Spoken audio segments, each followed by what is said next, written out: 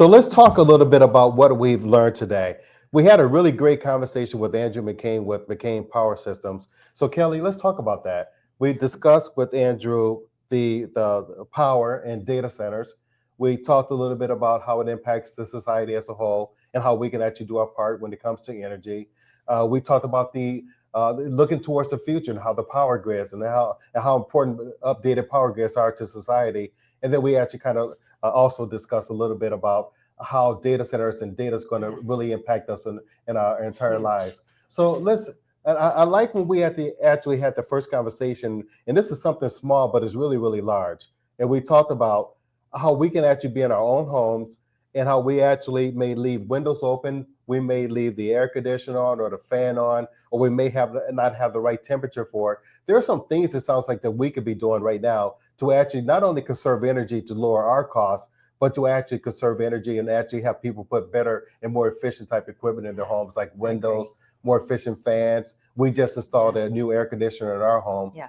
So we home energy. What are your thoughts on that? What do you think about that?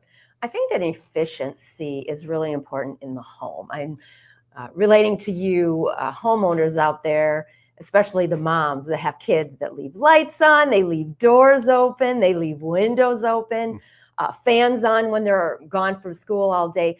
Those things make a big impact on our grid. They make a big impact on our bills. And I think that's something that we often think of it, oh, I want to be comfortable. Are we wearing, are we utilizing it to the best of our abilities in each of our homes? Because you think, I'm only one home. I'm one house on a block in a city where there's massive people. But if everybody cuts down, that's huge.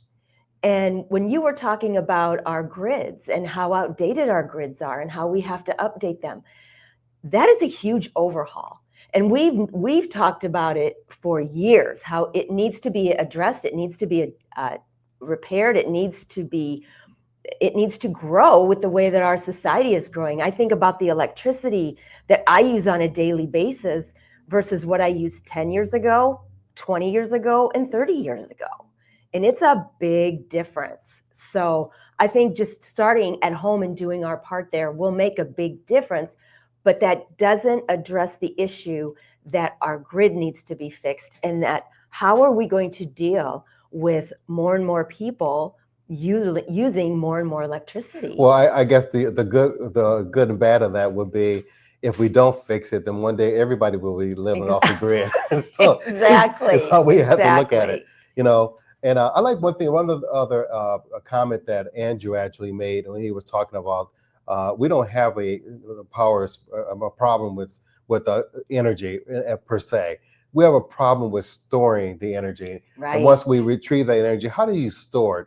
And we didn't talk about this during the conversation, but Andrew mentioned that there are solar panels out there right now, which is like a dandelion.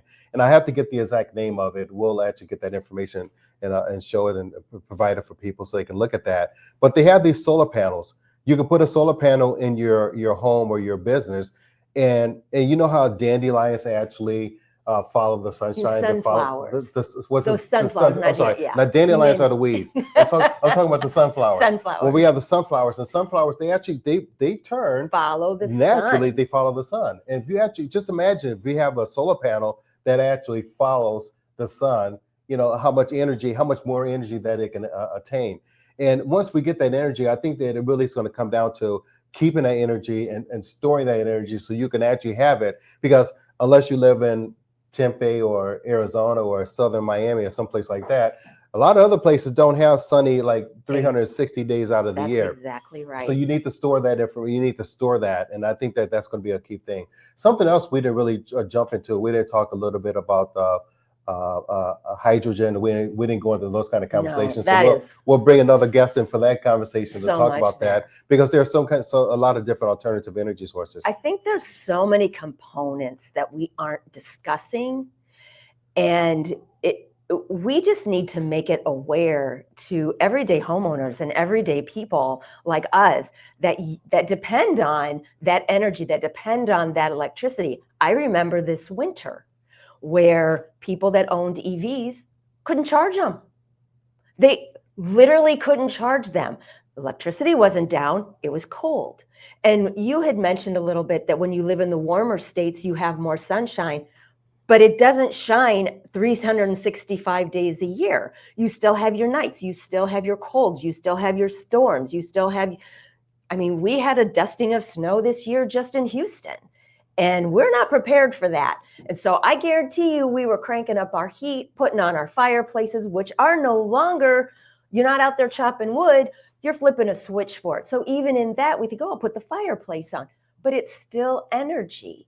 And we really need to think, how do we move ahead, do it right, so that we're not living rolling blackouts and brownouts every single day of the year? I mean, that's real. That's real life. It is real life, and I remember seeing those images of the people abandoning their EV vehicles there, and said, "Well, when you abandon that vehicle, are you actually leaving the vehicle, or are you going to come back for it?" Exactly. They said, but that's a problem because your vehicles, it's dead. It's not going to do anything. Right, and there's a limit even on that battery charge, how far you can drive.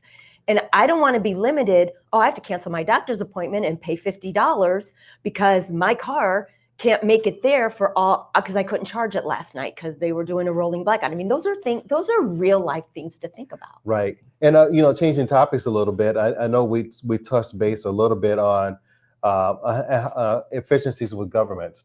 And we looked at the United States. We looked at we all know that there's a really big focus, and you hear climate change, and a lot of people have different definitions. With climate change, okay, we talk about ice age, and you could talk about all kind of different things. That's another conversation. But we have to take a look at it and understand that there's a reason why Denmark, Finland, United States, Australia, some of these countries are really pushing the push for the energy efficient. But we kind of touched a little bit about that, but this still brings up that discussion. What is the balance? We can actually go and have people tell us that maybe perhaps you actually telling us that we can't have gas stoves, or we can't have these kind of appliances, and that kind of is that really pushing it towards the mark where you get to the gray area? Maybe then you're probably going to go into the black area because that particular part of it doesn't make any sense. But is that realistic to live like that? Right. I mean, honestly, you're back to using more electricity. I mean, sometimes I feel like when we come up with a new idea, which I love being part of the United States because we are innovative and we encourage that in our people.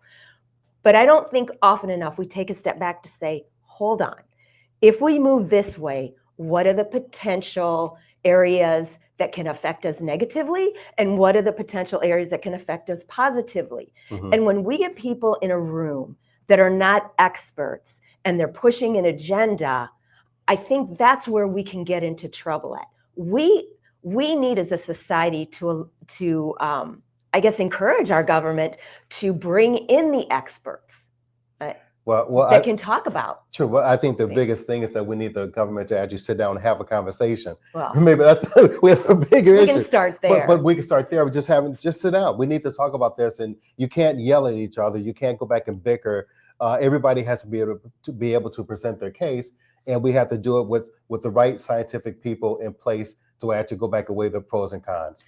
Well, and I don't consider myself technologically an expert. Mm-hmm. But when I see people saying, "Oh, the cloud, your data's in the cloud," they know nothing about it. And so that's when you need to bring in some experts. And Kelly, I think that you brought up a really great point. And I know we're going to have some additional conversations on the importance of data center and how data centers are really impacting our lives. Because we need to have that conversation about everything we do involves data. It does. And to have that data, it uses oil. It uses electricity. Data centers, yes. I mean, it's just to keep that data center going. Right. I don't think the average person understands what's behind the scenes. Exactly. And we just need to educate people on it and let them know. And that's what we're here for. And we want to thank everyone for joining our show, Where Humanity Meets Technology, because we're going to talk about that. We're going to talk about how the data center and how it really does have a direct impact on society, and how that technology does make a big difference. So we want to thank everyone for joining our show today. We're really happy to have everyone, and we'll look forward to having you join the next one, and we'll have another interesting conversation for you. Thanks, and have a great day. Thank you.